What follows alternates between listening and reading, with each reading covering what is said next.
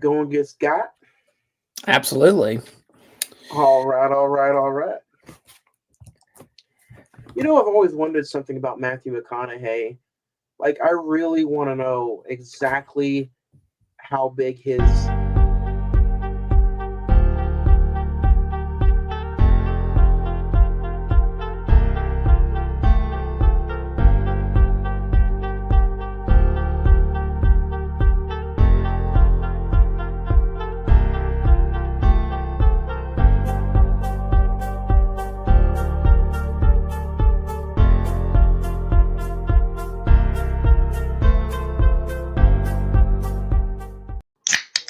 You like that, old man? You want a piece of me? Do I feel lucky?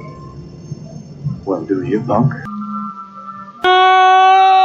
morning, Vietnam! I love the smell of napalm in the morning. You're gonna need a bigger boat. I feel the need for speed. I wish I knew how to quit you. Love means never having to say you're sorry. You do? You'll shoot your eye out, kid. I am. What up, moviegoers? Happy Monday. Welcome to episode 334. Welcome to Ghosts of Grlfriends Past. You're listening to a brand new episode of the Cine-Men movie podcast. I am your host, Juan, and I am joined by the cast, the crew. Zach? Hey, what's going on, guys? How's everyone doing? What up? And, before we got started, I was just going to ask, I wonder how big his cowboy hats are that he always wears on the sidelines at the Texas Longhorns football games.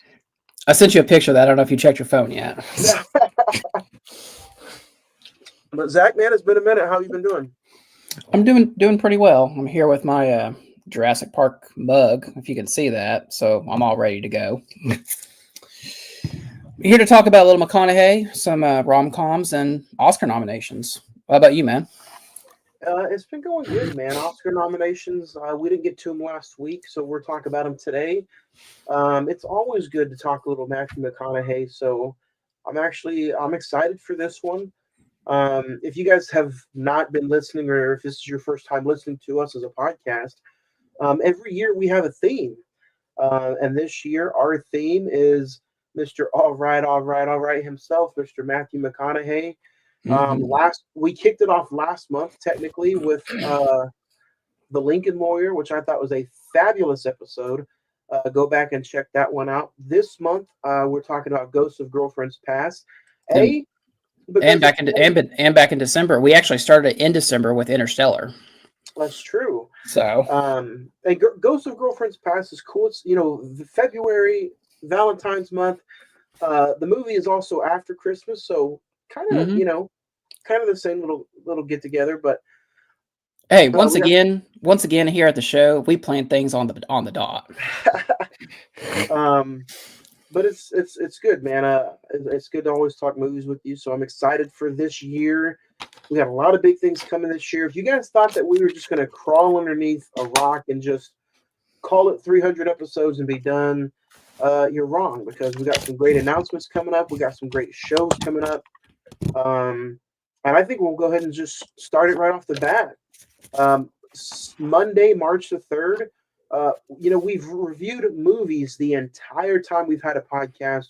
We even had profile pieces and reviewed actors and directors. But this is different, Zach. We are going to dedicate an entire conversation piece to just the topic of the Oscars. Like, we're gonna sit back, we're gonna relax, and we're just gonna have a conversation. Like, why just review movies? So this new concept, we're gonna have an entire discussion on the idea and the show that is the Oscars. Why does it exist? Does it even need to exist anymore? And we're going to talk about maybe some movies that should not have won, and maybe some movies that probably should have. And what is the real legacy of the Oscars? So that's what we're going to be talking about. New concept, Monday, March the 3rd, right here on Emisawa Live YouTube channel, and Facebook Live, and wherever you listen to podcasts. Yeah, we had a talk. We wanted to do a little something. We always try to do a little something different every year, and the fact that let's just have a conversation, not about a movie, just about like the not only just like film, but just like the business and just like the industry as where it's at, where it's going, if there's a future for it. And, you know, it was just like, hey, you know, the Oscars are March the 2nd. Let's start it off with the Oscar special on March the 3rd. So I'm looking forward to it. I think it's going to be a fun conversation. Probably some diversive conversations or thoughts. But it'll be fun. And we have a couple more ideas floating around that we're probably going to spread out through the year. So today is Ghosts of Girlfriends Past. The next week, Oh, yeah. the 10th of February, one of the biggest movies of the year, of last year. We're talking about Wicked next Monday. Nick is actually going to be some guest hosts next week. We got some ideas planned. We're going to do a podcast together, and you can go follow him right now, Nicholas Rice. He's a friend of the show. He's been on before in the past. He's going to come out and tell you our idea and what we're going to be doing. So expect him next week to join us for just a little bit. So next week's going to be a jam-packed show. There might also be a top 5 lined up for next week. I'm not sure because it's the week before the girthiest of all girthiest, and it's the week before one of our biggest shows of the year. I would say we should, depending on what the topic is, we might have to say that for Captain America: Brave New World at the end of the month. Because at the end of the day, we still have to talk our top 5 worst movies of the year. Yeah, we do. And So they're the ones that are bad are really bad. So that'll be fun. And how big would that be? Would Wicked actually be on that list for anybody? I don't know. That'll be a fun discussion next week. But this week, let's dig into it. If you guys did not join us last week, me and Jay had a phenomenal conversation all about Heretic. Dude, phenomenal movie. You can hear our reviews. All of our links to our episodes are on the Facebook page at facebook.com/The Cine-Men Movie Podcast. The Instagram is all one word, The Cine-Men Movie Podcast. X is at Cinnamon405, or you can email at cinemen921@gmail.com. Man, last week was fun. It was just me and Jay, but man, we got in depth on that A24 discussion. If you guys have not heard, go back, listen to it. This is one of the few A24 movies that is not yet on HBO Max yet. I'm sure it's coming though. Yeah, I still need to see that. I heard it was pretty good. Man, have you not seen it yet? Not yet.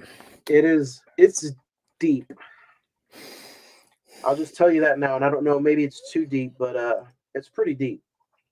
But what is some stuff that you have maybe checked out this week, Zach? Anything you want to recommend to any of the listeners? Yeah, a couple things. I went and saw Wolfman, which we might be talking about here in March. I'll just say my thoughts on it. It will be an episode, March 31st. Yeah. I'll just say that don't go in expecting a typical Wolfman movie. That's all I'll say about it. The Brutalist, which we're going to talk about Oscar nominations here in a little bit. Let me pull up what I said to you real quick, because I was like, listen, I think this is deserving of Best Picture. I honestly think it will win Best Picture, to be honest. Besides the girth at its 3 hour and 35 minutes, it's really a well shot and 3 great performances. Adrian Brody will probably win Best Actor. Honestly, it's a very good movie that I'll never watch again. It is also very much a theatrical experience. I texted you at the intermission. I was like, dude, I got another hour and 55 minutes of this to go. I had to go down and get some popcorn and, reload.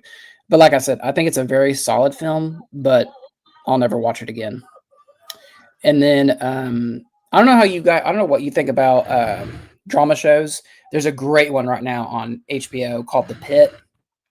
Imagine if you took ER, basically the concept of ER, and you remember the show 24 with Keith Sutherland, how every episode's an hour. Yeah. It makes that in. That's The Pit, and you actually get one of the original actors from ER in this show. George Clooney? No, not George Clooney. Noah Weil. Oh wow. Dude, it's phenomenal, and it has like every little. It's like almost like you get invested in all the little character moments and all the little stories, and you're just like, and some of them connect, kind of like how ER did. It's a phenomenal show. I think it's like 5 episodes in. I think it's going to be 15 episodes. And continuing on Dexter New Blood on Paramount Plus. So I would say, dude, honestly, if you have time, if you have half a day to carve out for a theater experience, go see The Brutalist. Check out The Pit on HBO Max and Dexter New Blood on Paramount Plus. What about you? Man, that's a mouthful. I'm really interested in seeing The Brutalist, but I just, like you said, if it's a 4-hour movie, you got to plan at least 6 hours. Yeah, you do. And I still had all the commercials. I still had all the trailers, and yeah. What if it comes out on Criterion? You're not going to want to watch it again? If it comes on Criterion, then I might have to have another check on it. Hey, we always have A24 month later this year, so who knows? I guarantee you, if we do that, it'll just be me and you on that episode. I guarantee it. Hey, you know what? With there being 2 months of we might have to do A24 in April and August. You know what? It was honestly a pretty solid week for me. I was able to get a few watches in. I'm starting the entire series of 007 again. Oh, nice. Started from the beginning. Started with Dr. No. Zach, I gave it a 2 out of 5. Some of those I understand it. Those older I get it. Man, they're just are. It's rough. Yeah, and man, it's just rough. I checked out Reagan with Dennis Quaid. Oh, about Ronald Reagan. Yeah, was that any good? Yeah, it wasn't bad. I gave it a 3 out of 5. I thought Dennis Quaid had a really good performance as Reagan. Okay. Very, very, very, very believable. Because of yours truly passed away, Mr. David Lynch, I checked out The Elephant Man. Such a good movie. But I also watched A Different Man. You didn't join us last week, Zach. So last week I talked about A Different Man with Sebastian Stan. Phenomenal performance. A lot of people were upset that he got nominated for The Apprentice, but not A Different Man. I heard that was really good. A24 killed it this year. I'll just say that they did. So yeah, I'm a little upset about that too. But I've yet to see The Apprentice. I'll probably check out The Apprentice later today or tomorrow. But he did phenomenal in A Different Man, and it is a little upsetting that he didn't get any recognition at all. And this is another thing who didn't get any recognition. I also checked out We Live in Time with Florence Pugh, Andrew Garfield, 2 of the best performances I've seen all year long. And they didn't get 1 ounce of recognition. They didn't get any kind of acknowledgement. It's just really upsetting. And you know what it made me feel like I was watching again, but in a different kind of mood, was A Marriage Story. Oh yeah, mixed in like putting cancer mixed in with A Marriage Story. Yeah, you'd probably get that movie. And it felt like what's his name directed it anyway. Oh, Noah Baumbach. Yeah, it does feel like that type of film. Yeah, it felt like he directed it, and it was pretty upsetting that they didn't get any kind of recognition at all. And I'll tell you one thing: if a movie can make me sit there and sob like a baby, it did its job. We might talk about it later this year because I thought of it as we will. Yeah. So, but I'll just say that just to preview my thoughts, one of the things I really appreciated was that it took a different look at cancer. How does that affect a family instead of like the normal, X, Y, and Z, how you do that. And yeah, we'll talk about it probably later this year. So I really want to rewatch it. So, and the ending. Oh, brutal. And then I for some reason I wanted to rewatch The Goonies. I just had earlier the week. It was dark. It was rainy. Makes me want to watch like older movies. But I checked out The Goonies again. It's always good. And then for some reason, I went on a Todd Phillips binge and just wanted to watch the Hangover movies. So Okay. literally in one day, I watched Hangover 1, 2, and 3.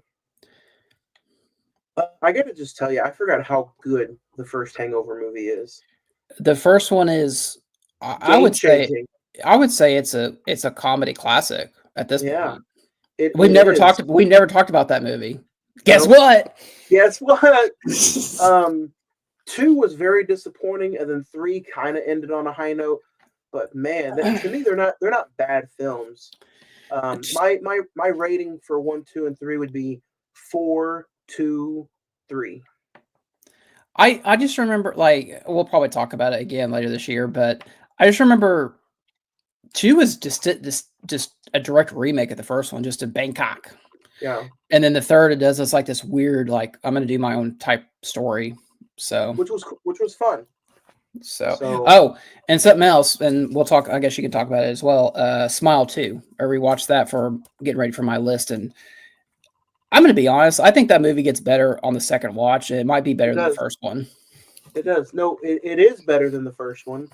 Uh, I gave the first one a 2, and the third Hmm. one I gave a 4 for the third one. Yeah, So this I think the second one is even more not so much like the horror aspect, but more like it's smarter. it's smarter and it's also darker, like Yeah, thematically. yeah, and the score is Oh, unbelievable. And the way it opens, I didn't realize that was a tracking shot. Like, I was so, like, caught up in it in the theater. I was just like, and then I rewatching it last week. I was like, oh my god, that was like a really well done opening. Like, really, yeah, really well done. very very well. Yeah. So and then yeah, Smile 2. So if you guys want to go back and check out any of my recent watches, again, it's on the Instagram, all one word, the Cinema Movie Podcast. Been a fun week of recent watches, and I can't wait for another one this week. So, and then don't forget, next week's episode is Wicked 2.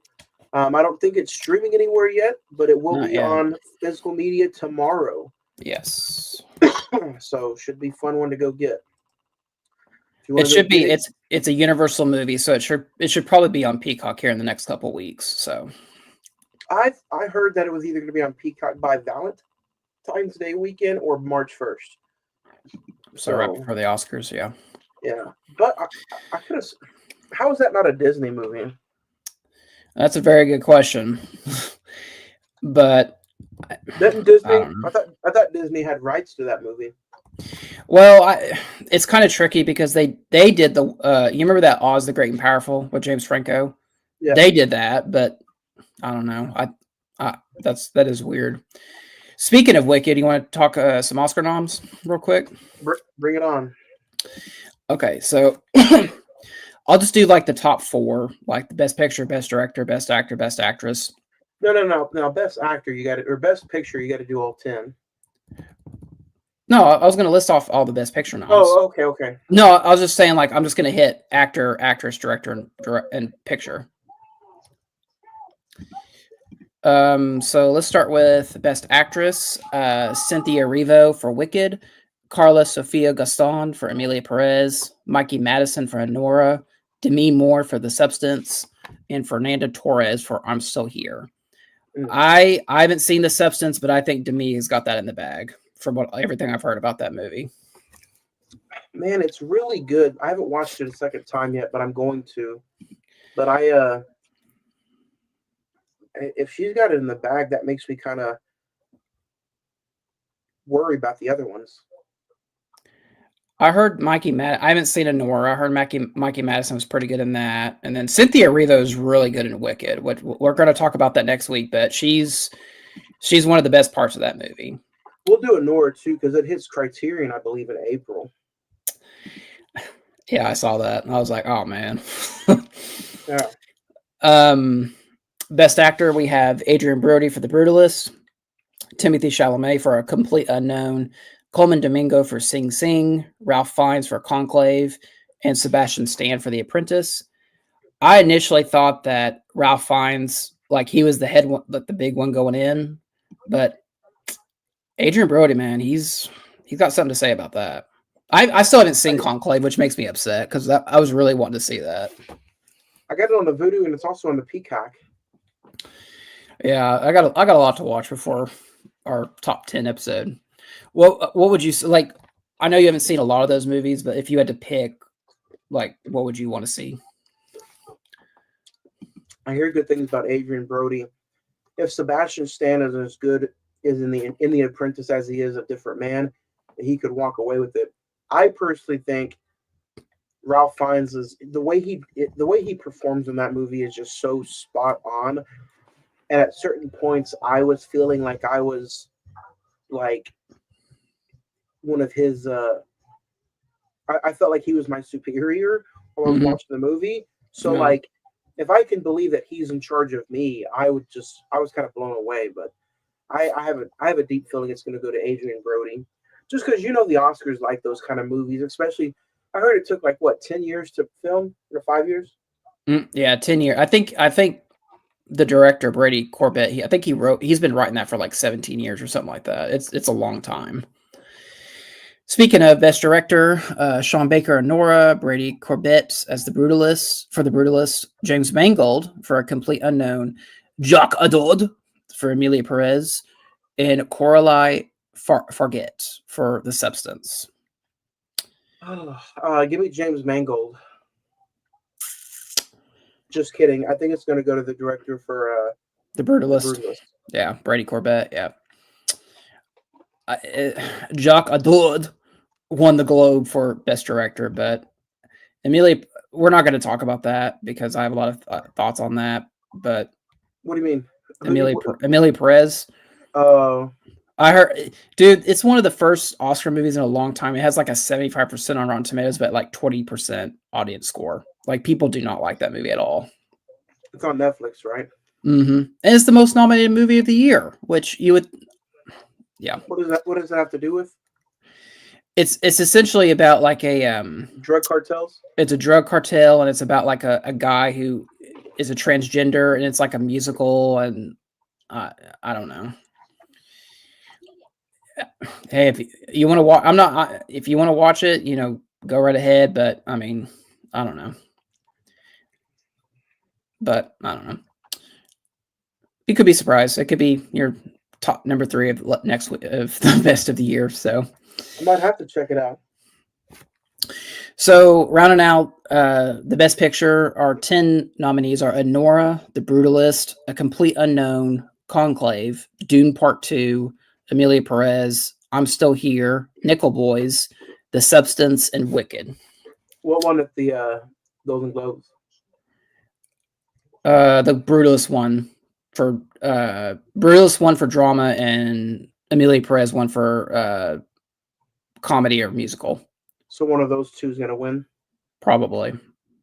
It'd be cool. Like, a lot of people are like, what if The Substance won Best Picture?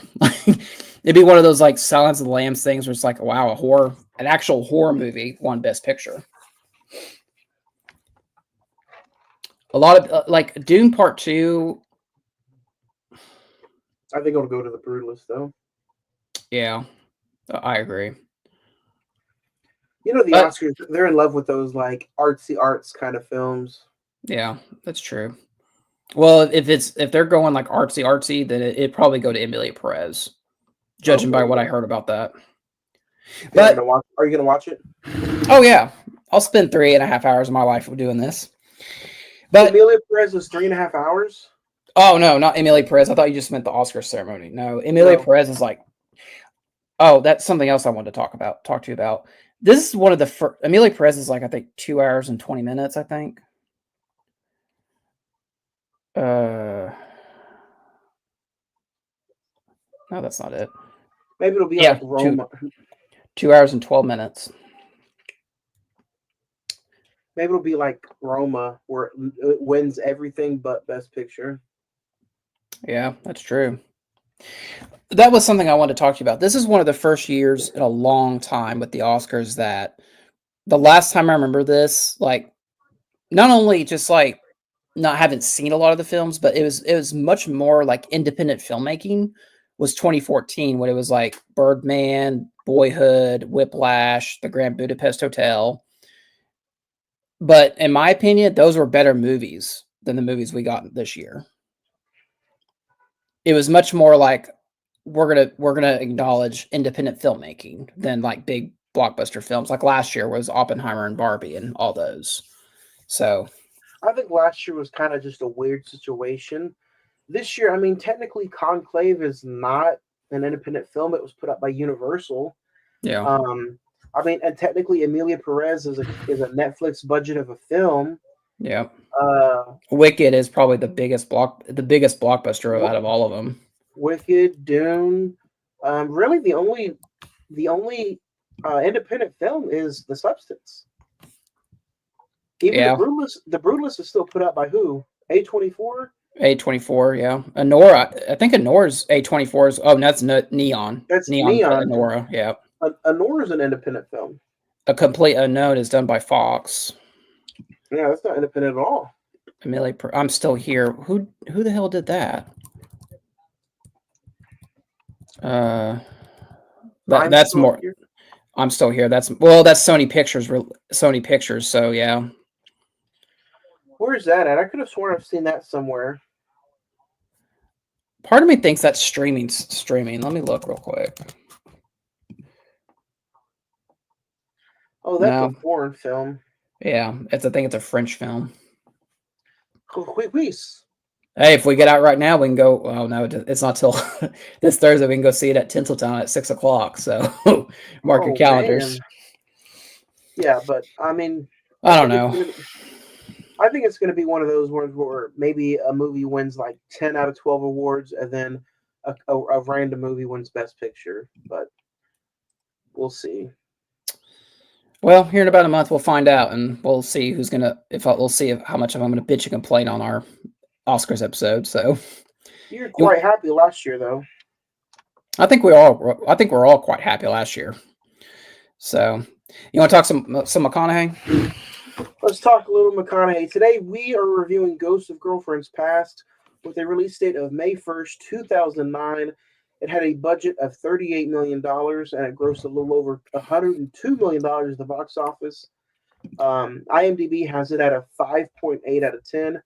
Rotten Tomatoes has it at 27%. The Metascore is at 34%. The Letterboxd is at 2.5 out of 5. Starring Matthew McConaughey, Jennifer Gardner, Emma Stone, Michael Douglas, Breckin Meyer, and Robert Foster. Directed by Mark Waters. While attending his brother's wedding, a serial womanizer is haunted by the ghosts of his past girlfriends. You guys can stream this now on HBO Max, or go find it on physical media somewhere. You're probably going to have to look maybe in a library, Amazon. 2009 Blu-ray release date. Yeah, you might even have to go check at a Goodwill store. might be the old vintage stock though. For some pawn shops. Zach, do you remember the first time you watched this? And honestly, what was it like revisiting it for the podcast? I probably did not see this. I know I didn't see this in theaters. I probably saw this, probably rented it or something like that. And I remember I liked it. We'll talk about it here in a little bit, but I just thought it was, a very paint by numbers rom-com. But on this time rewatch, I had fun with it. I hadn't seen it in years and years and years. And it's one of the, I haven't seen every McConaughey rom-com, but this is one of the ones that like really sticks out to me. So I remember like when you said we were going to do this, it was like, oh yeah, I like that movie. It's one of those films that like in your brain, you're just like, yeah, I enjoyed that. So I was a little hesitant at first about watching it. This is one of the first Blu-rays that I've ever owned. Like this is probably, and it's still the exact same one. I didn't go see it in the theaters, but I believe I bought it probably a few months after The Dark Knight. And I think it was Dark Knight, and then this is at least first 10 Blu-rays that I've ever bought. Benchwarmers being one. Drill Bit Taylor. Oh yeah. Yeah. I saw that in the theater. So this is probably like the first 10 Blu-rays that I've ever bought. Still have it, never got rid of it. Um, just a huge Matthew McConaughey fan, man. Just a huge supporter. And rewatching it for the episode, I was a little frightened because I haven't seen it since I bought it back in 2009. And man, you know what? I same with you. I kind of had fun with it, but there are some points where I'm just like, maybe sexual jokes and maybe some of the language didn't age very well. But it was still a kind of a good time, and we'll get into it more. If you guys haven't seen it, again, it's pretty old. It's on HBO Max. Let's just talk about the movie because we don't go scene by scene anymore from beginning to end. Like I said, I kind of had fun with it. Yeah, I totally agree. I think this is a fun movie. I kind of get by this point in McConaughey's career why it's just like, okay, you know what? I'm kind of done doing this because like he had done like 4 or 5 of these type of films throughout the last like 10 years prior to this. My biggest thing about it is that it's very like paint by numbers. Here's the formula for a rom-com. Here's the douche guy that treats women bad. He goes through a journey. He's changed by the end of it. He wants love, essentially. Yeah. And so that's like, at the end of the day, it's kind of like, there's really, you could guess what's coming, from frame 1. And I think that's why I kind of had like maybe just some early nitpicks about it, is because I kind of felt like, okay, even though I haven't seen this in so long, this is so much predictable. They also chose one of my greatest Christmas stories of all time. I absolutely love a Christmas Carol. A Christmas Carol. Yep. It doesn't matter what version it is. Mickey Mouse, the Ducks, Ouster, Nick Scrooge. Yeah. So Jim Carrey. Jim Carrey, all of them. I love every single adaptation of A Christmas Carol. So when they took this idea, and I'm like, okay, I can kind of fall in love with it. It's directly right after Christmas. In the alternate opening, they even start taking down Christmas decorations. But so I knew everything coming, but it was still the delivery that I had a little small issue with, because I know everything coming in Christmas Carol. I love the whole thing, but I think the hard thing about it was, even though he was a rude, disgusting womanizer, Matthew McConaughey's charm is so delightful. Yeah, I can't hate the guy in this movie. No, and I think that's why you get someone like Matthew McConaughey, where he's like real sleazy, but he's so classy at doing it. It's just like, yeah, you be you, man. Like everything you're talking about, like about how marriage is terrible, it's a trick. It's like, no, I believe it, coming from Matthew McConaughey. And I think that's why I kind of had such a hard time hating the guy, because in Scrooge, you're like, man, he's a despicable, rotten, greedy, old, rich dude. Matthew McConaughey, I feel like, hey, if you want a drink, I'll buy you a drink. If you want to tip, I'll tip you. I feel like he's somebody who would go out and have, even in this movie where he's supposed to be disgusting. I feel like, hey, he's just trying to get in someone's pants, but he'll buy you a drink. Yeah, and something that, now that I'm sitting here thinking about it, the great even keel of that is Michael Douglas, because Michael Douglas probably back in his day was the original Matthew. And it's just like he's like, it's the perfect, like, Matthew learned it from Michael Douglas, Uncle Wayne. Yeah. I was like, that is perfect casting. Yeah. And I forgot Michael Douglas. I forgot Emma Stone was in this. So I'm sitting here just like kind of living it up. But yeah, I think that was my biggest pet peeve of the movie, is they followed the exact formula for A Christmas Carol.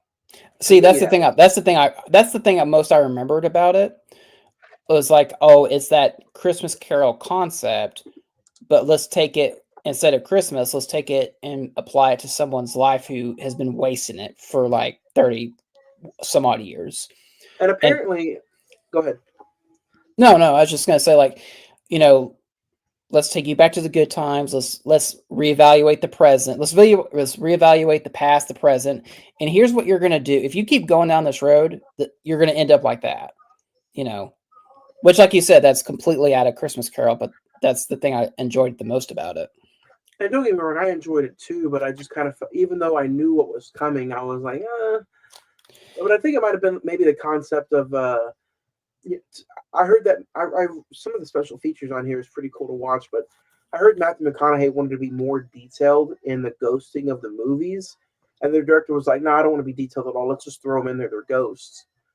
So I don't know, but like Emma Stone's character, for example, I was kind of like flirting with the idea, like, man, is this 16-year-old really dead? You know, like, how does this work? And then come to find out, she kind of is.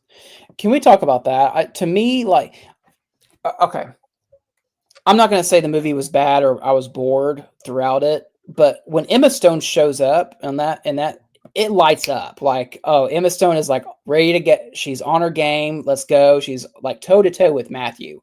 Like when she's just like banging her head against the bar.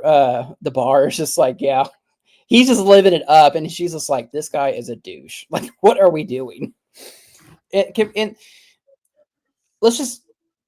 we just take a moment and talk about Emma Stone? You realize the same actress who was like the love interest of Jonah Hill in Superbad, she's now a 2-time Oscar winner, right? Like, she's that good of an actress. Like, I was thinking, like, I was wanting to watch. I was watching a clip of a La La Land just a couple days ago. I was just like, she is phenomenal in that movie. That's what she won for, right? Yeah, she won for that and Poor Things. Poor Things could have been. But I mean, she's such a phenomenal actress, and like, I know a lot of people didn't like that Cruella movie, but she brought like new like life to that character when she didn't, you know. So this is all the Ghost of Girlfriends Past is also her second major role, right? Right after Superbad. I think so, because Superbad was like 2007. You know what else she's really good in is Crazy Stupid Love. Dude, I haven't seen that in forever. Me neither. I haven't seen that in a minute, but next week. Yeah, next week on the Cine-Men. You're right though. Her and Matthew McConaughey toe to toe, she like lives it up with him for being so young in this movie. No, I totally agree. Jennifer Gardner. What are your thoughts on Jennifer Gardner in this movie? To me, she was also Jennifer Gardner, man, she's hit and miss a lot. Very, very hit and miss. And I hate to say it, but I feel like toe to toe in some of the scenes with her and Matthew McConaughey, I felt like she wasn't holding her own. She couldn't keep up. Yeah. And you know who was though, and I forgot to mention this, but it's the scene where he's trying to convince her to come back. Lacey Chabert, who plays Sandra, dude, she goes back and forth with Matthew, and she nails it. Is that She's the one from Mean Girls. No, is that the one that's married to his brother or getting married to his brother? Yeah. She's the one who's getting married. And when they go back and forth, and then at the end when he's explaining her that she has to come back, I know we're sitting here talking about straight pure acting from a romance comedy, but we did this in Lincoln Lawyer, Interstellar. The other actors that surround Matthew McConaughey, and what a really good actor can do is to bring that really good work out of another actor. Mm-hmm. And yeah, I agree. He does that with the one who's going to end up marrying his brother. So I'm like, man, Jennifer Garner just kind of, don't get me wrong, she's beautiful, she's sensational, and she's got she's very charismatic. But as far as just toe to toe with Matthew, I don't think she was able to do it in this one. Obviously, it couldn't have worked just because of the age difference. But I think, like, if you made this movie today, I think you could have switched Jennifer Gardner and Emma Stone. Emma Stone could have been the lead in this, and then Jennifer Gardner being one of the ghosts. Yeah, there's like a 15-year difference though. But I agree with you. But I don't know. Like, Jennifer Gardner is one of those actresses that, like, I feel like she can be very good, and ironically, she's in Dallas Buyers Club, and she's excellent in that. But that might be because of Matthew. He's bringing everyone's A game. But I can appreciate her in something like. Did you see Peppermint, where she's like going after the drug cartels? Yeah, she was Like decent in that. yeah, I can enjoy her in like those like weird like action throwaway movie But type things. hold on a second. We also we are on the same we're on the same page right now. We probably haven't seen, and we guys out there listening, I'm talking about me and Zach. We haven't seen Dallas Buyer Clubs probably since we started the podcast, right? I don't think so. No, I haven't seen. I'm just I saying haven't. No. since we've been doing what we're doing, I can't watch a normal film anymore without critiquing every second of it. Yeah, but So next time we watch Dallas Buyers Club, we might be like, man, Jared Leto was amazing. Matthew McConaughey was out of this world. Jennifer Garner was kind of flat for me. You know what I mean? yeah, it'll be interesting to because we're going to review that at some point this year. We have to because he won the Oscar for it. Next month's Matthew McConaughey film, just by the way, is Sahara for March. So I haven't seen Sahara in forever, so that'll be a fun throwback. yeah. But no, I mean I agree with you. It when we rewatch these films, it's real fun to do this now, and the fact that like something like this, like 10 years ago, you're like, yeah, that's cool, it's fun. But like when you rewatch it now, it's just like, it's kind of derivative. It's very cliche. It's 2009. How old is that movie now? Is that 15? 14. Yeah, 14. Yeah. That blows my mind, dude. Like that is insane. That this movie came out when I was in high school. Let me make sure that's correct. You said 2009? Yeah. 16. That's 16 years old. Oh my god. Wow. 16 years old. Let's talk about some of the other small nitpicks maybe that I had about this movie is like when they made him have his long hair. Like dude, he's just in the late 80s, early 90s. They're making him throwback like he's in the 70s. Yeah. I'm pretty sure that wig that he wore for that was the same wig he wore for Super Dude. I'm almost certain about it.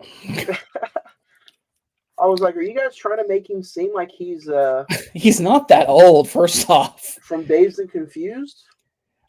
Dude, I'm not even joking. I hadn't seen that movie. I swear to God, I thought he was going to do like a Dazed and Confused thing. Because the way he looked like in that long hair, I was like, oh no. That's coming up this year too, for sure. The movie's... What is... How old do you think Matthew, without looking it up, how old do you think Matthew McConaughey is? 56. You're right on the dollar. 55. Yeah. Wow. That's my guy. All right. That's my guy. You don't think I do homework before I pick who we're doing for the month of for the theme? Well, my theory is that Texas was on a winning streak this year, and he rooting for them Longhorns. So it's just like, oh, I got our topic for this year. Hey, you know what? I'm glad the way he is like. No matter if they're 3-6 or 10-0, he's on the sidelines. So, I'm glad he's an actual like supporter and not just like I'll be there when they're good. Oh, are we gonna review? Dude, I don't know if I can do this one. Are we gonna review Return of the Texas Chainsaw Massacre with Renee Zellweger and Matthew Next McConaughey? Generation? Yes. It's a given. God. It's gonna be in October. That's got to be a horror movie for us. Dude, I don't know if I can do that one. That one is... You have to do it for Matthew. Do it for a hashtag for Matthew. Even if you're on 2 episodes, even if you're on 2 episodes a month, one of them has to be the Matthew McConaughey movie of the month. Yeah, you're right. I gotta support Matthew. Damn, that sounds like a club, the Matthew McConaughey movie club. Oh no. Well, it can't be any worse than that Netflix Texas Chainsaw Massacre movie. There's no way. It's not. You'll actually Next Generation is Oscar worthy compared to that one. Uh, Oh, and 16%. Oh God. Oh. let's just not do Wicked. Let's just do that next month. Look at that. Look at that. Tell me that it's not look like that's a good That's a use of your great time. That's a great Matthew McConaughey movie. It's only an hour and 35 minutes, so maybe I can See, do that. and with credits, it's only an hour and 25. Oh God. You know though, what's funny about that is to me that in that movie he has his Texas accent the least in. Oh really? Yeah. Oh God. But no, it's fun. Um, you know You who know else I something? can't. Oh, Are you about to bring up the same thing I am? I don't know. I was gonna. Robert Forster. Yeah, Robert Foster. Oh Yeah, I yeah. forgot he was in this movie. He's someone that is like he's interesting in the fact that like obviously um, I think he got a career resurgence with Jackie Brown, but he he kind of turned into like he got Bill Paxton vibes where he just randomly shows up in different things. It's like, oh yeah, like I forgot he's in this. And I hate how they kind of typecast him as he's always been typecasted as kind of like the bitter old man. Or the military dude, like R. Lee Yeah, Ermey. yeah, Mhm. yeah. But Yeah. man, it's funny you say Jackie Brown. I was just about to bring him up in that movie too, which just got a 4K release, by the way. You know something we got to talk about. I know we're going all over the place, guys. Hold on. We're going to get back on track. You know what turns 50 years old this year? I think we should do I don't think we've done an episode on it. One Flew Over the Cuckoo's Nest. That turns 50. That turns 50 years old this year. That's insane. I was just talking to not talking to, but I was just talking about Jack Nicholson a few hours ago because I was watching Smile too. And Oh yeah, his I didn't realize that was his son until like I started looking at the smile. I was like, oh, that is definitely Jack Nicholson DNA. one of the best parts of that whole movie. Dude, we gotta Um, talk. We gotta talk about One Flew Over the Cuckoo's Nest this year. That's a great movie. for sure. Um, But anyway, is there anything that you just like? That's awful. I wish they'd cut that out. man, I think I think this is one of the smarter rom-coms because of the. Okay, I didn't like how the Ghost of the Future had Didn't talk. no. Well, not only that, but had no communication with him. So, You know what? so not okay. So not only talk, but made the less sense. Like the Ghost of the Future, the past was funny because that was obviously his first. Yeah. The present was good because that was obviously the one female that he didn't have any sexual encounters with, but she takes care of him. Yep. The future should have been like the future ghost of Jennifer Gardner or something like that. Yeah. That should have been like a old like makeup Jennifer Gardner.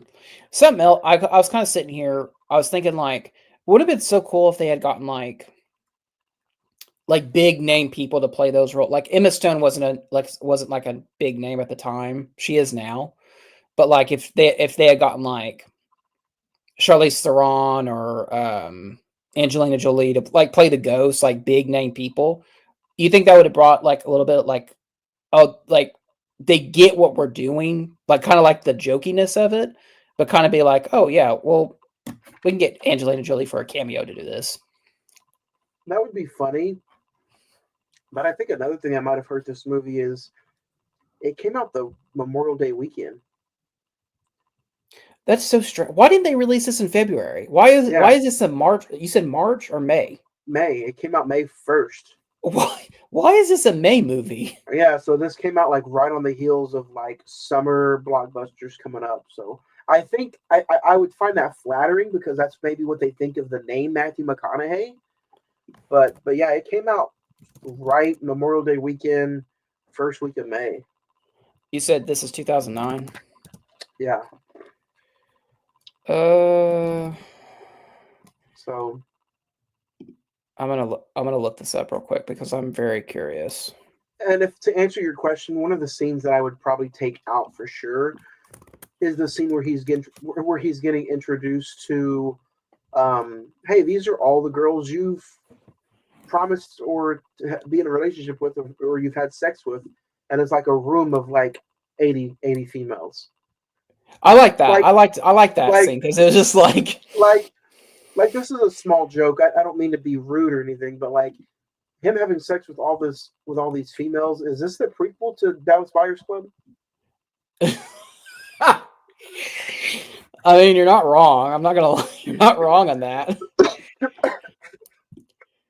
That would have been funny. No, I like that because it did a very good job of like visualizing like he doesn't have like some of the girls are just like, hey, you remember me? We spent like a week in Cabo. Hey, you remember me? We did it on the airplane. Hey, you remember me? We did it in your car. Like it just 68 seconds together. yeah, it's just like his regard for women just gets like smaller and smaller, like the more he gets with them. Which But I I couldn't believe him because he's a charming, fun-loving looking dude.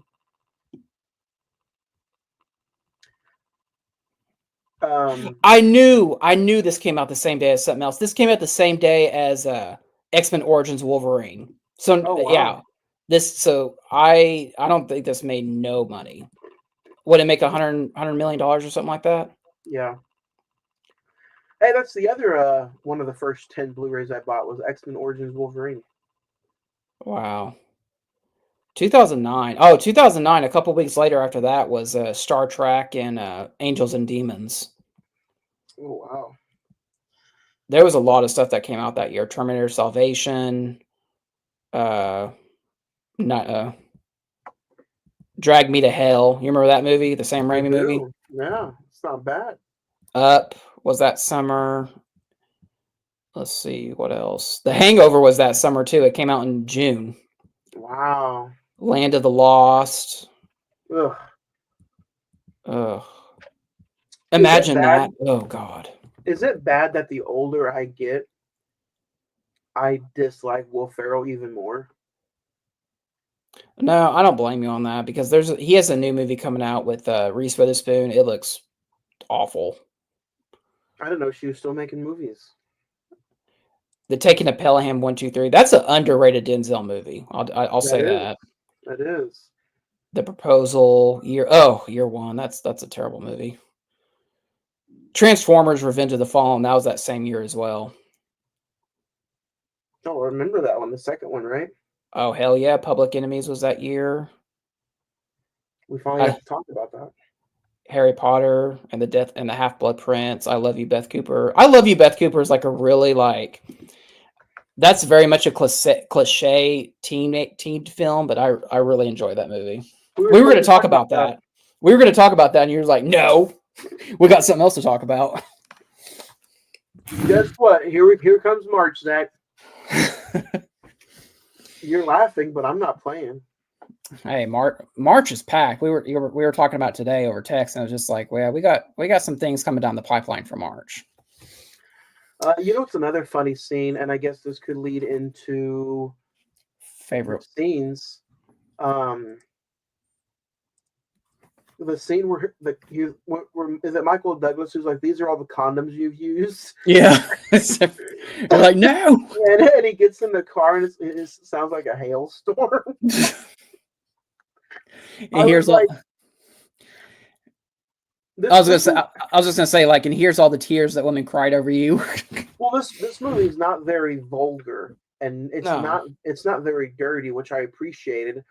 But when that scene happened, I was just laughing because like I wasn't expecting that. I forgot that joke was in there, and it's like, man.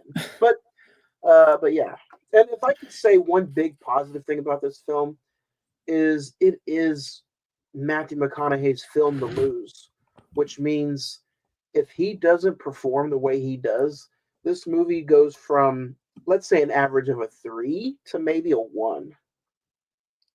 Yeah, I agree with you on that because it's so. If you didn't have him, it's I don't know, dude. Like, no one would remember this movie, and B, this would not be streaming anywhere. I'm gonna be honest with you. Favorite scene? Dude, the Emma Stone stuff. That really like salvaged that, made the movie 10 times better than what it was. I really wish she was in it I wish she was like the 3 ghosts, just they just dress her up in different outfits. Oh, dude, That'd have been cool. That's a good idea, like they did with Jim Carrey in the Christmas Carol. Yeah.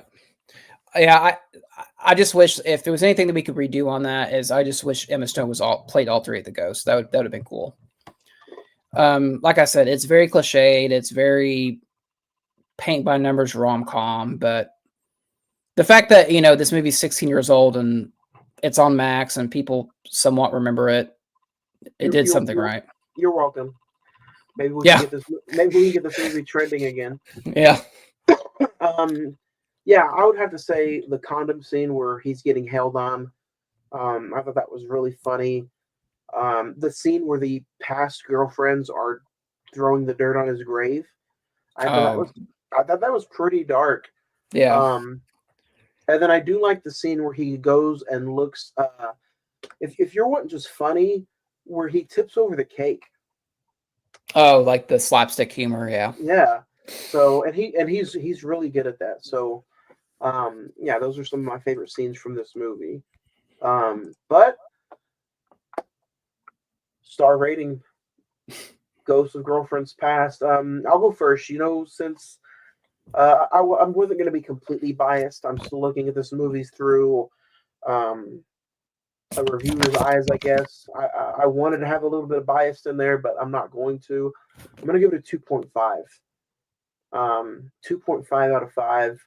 I think, Matthew does justice in this movie.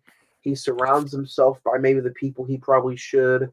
There's a few stuff that probably I wanted to give it a 3.5, but I'm just like, nah, if I'm gonna be serious, like I said, there's a few actors and some scenes I'd probably take away. So this movie gets a 2.5 out of 5 for me.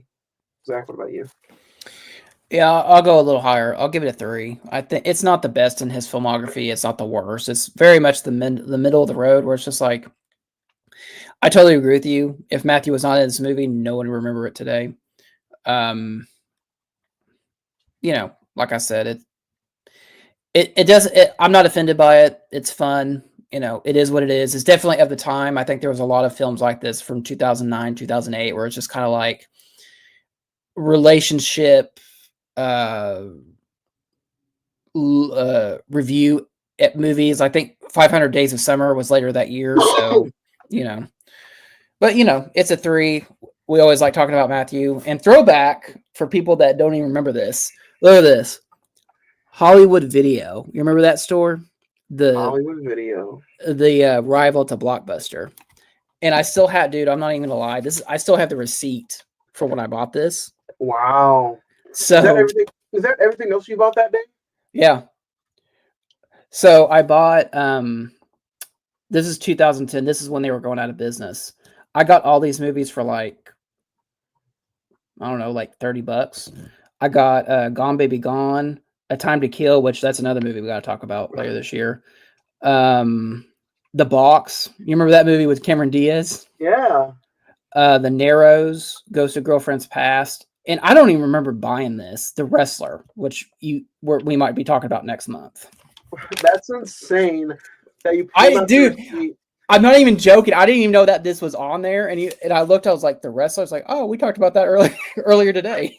That's funny. Do you have any of those still? I think I still have Gone Baby Gone. Obviously, I have this one. I think I still have The Wrestler. That's good. It's going to come in handy. And I know I have A Time to Kill. So nice. That's insane. I didn't know that you were. See, Zach, this is why we just clicked, man. You had that receipt. The Wrestler was in there. We're talking about The Wrestler next month. What made you like? Why'd you want to do that one? So I've always wanted to talk that movie. Obviously, you guys can tell behind me. I'm a huge wrestling fan. I've always wanted to talk that movie. March is like synonymous with wrestling and WWE for WrestleMania month and going into April to WrestleMania month. Last March or April, we talked about the Claw. Oh, the Iron Claw, yeah. Or the Iron Claw. So it's like March, April, I'm like, maybe we should do like a wrestling movie. So I was like, The Wrestler. And it's an Oscar-nominated film. Yeah. So which Mickey Rourke did not win, which we'll talk about that. Oh, yeah. So I want to save your anger for that episode. So wait until I find out who won that year. Then I'm really going to get angry. I already know who won, but I'm not telling you because I want to save it. I want to save it for that episode. Next week, guys, we are talking one of the most popular movies of the year. Get what I said there? See what I did? Yeah, I saw that. Popular, yeah. So next week we're talking Wicked, and then God damn. in 2 weeks we are having our biggest show of the year, or one of the biggest shows. We are all gonna rank our top 10 movies of 2024. And we're also going to hand out some awards. We're going to talk our favorite actors, actresses, directors, animated movies, comedy, horror. So it's going to be fun. All in 2 weeks, Monday, February the 17th, our award show. This is now our 61 in a year, 61 in a row. We're going to be talking, and then that same week, February 20th, we will be talking our top 5 favorite horror movies of 2024 over on Friday the 14th podcast. That same week, February 20th, and then we end the month of February with Captain America: A Brave New World. So it's going to be a fun month, man, and I can't believe we're already a third of the way done with February. So Goes by quick. March, man, we're kicking off March strong, man. So March looks like it's gonna be girthy. I can't wait. 5 Mondays in March, so it's gonna be fun. I'd rather have 5 Fridays so I get extra payday during the month. But hey, you know what? 5 months, 5 times talking with you. Well, maybe 3 times talking with you guys, but you know, it's always going to be fun. We got a lot of stuff planned. It's going to be a fun year. Speaking of pay, don't forget, click down there and support the show. Cine-Men 405 Cash App. Let us update some mics, some cameras. Let us put some movies in Zach's pocket. Let us help us update some stuff, man. So support the show. Support the show down there. Cash App Cine-Men 405. Yes, I need a Nora on Criterion. So please donate. There you go. But yeah, next week, man, Wicked, one of the most popular movies of the year. Cannot wait to have this discussion with you guys. Hits Blu-ray everywhere tomorrow. Go pick it up. Other than that, Zach, do you have anything else you want to mention about Ghosts of Grlfriends Past before we move on? No, go max it up. And next week we're going to be defying gravity. So join us. Next week, brand new episode, Wicked, right here on the Cine-Men Movie Podcast.